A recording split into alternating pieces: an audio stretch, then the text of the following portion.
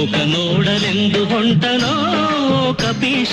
ಘಲಿರು ಘಲಿರು ಘಲಿರು ಎಂಬೋ ಗೆಜ್ಜೆಯ ನಾದದಲ್ಲಿ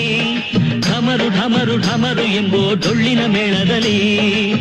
ರಾಮನ ಭಂಟ ಊರಿಗೆ ನೆಂಟ ಸಾಗರ ಗುಂಟ ಲಂಕೆಗೆ ಹೊಂಟ ಚೂಡಾಮಣಿಯ ನೀಡಿ ಬರೋಕೆ ಜಯ ಹನುಮ ಜಯ ಹನುಮ ಜಯ ಹನುಮ ತೊಳೆಸಿದ ಲಂಕೆ ದೊರೆಯ ಲೋಕ ನೋಡಲೆಂದು ಹೊಂಟನೋ